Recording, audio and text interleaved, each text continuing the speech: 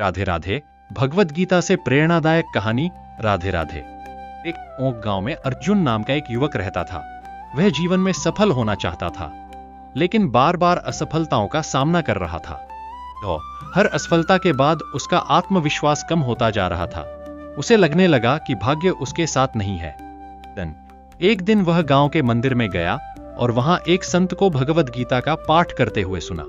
साथी संत ने कहा, मनुष्य का सबसे बड़ा शत्रु उसका भय और संदेह है।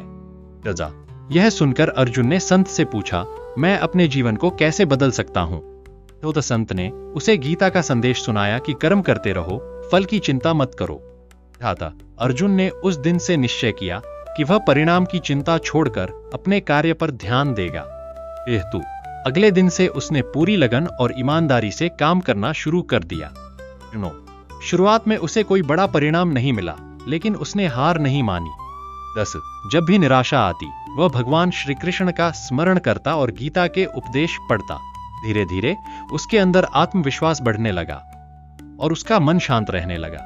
2 अब वह छोटी छोटी असफलताओं से परेशान नहीं होता था। जरा समय के साथ उसकी मेहनत रंग लाने लगी और लोगों ने उसके काम की सराहना करनी शुरू कर दी।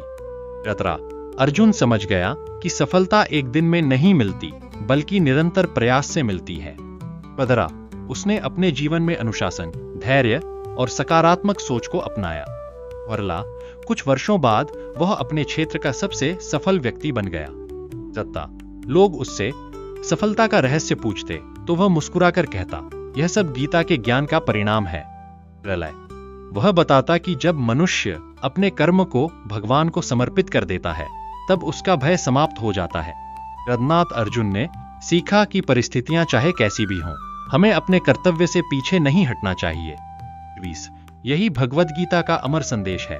धैर्य रखो, कर्म करते रहो, भगवान पर विश्वास रखो और सफलता निश्चित रूप से तुम्हारे कदम चूमेगी। जो व्यक्ति श्रद्धा, धैर्य और निस्वार्थ कर्म के मार्ग पर चलता है, उसे जीवन में सफलता और मन की शांति दोनों प्राप्त होती हैं। गे राधे राधे। जय श्री कृष्ण।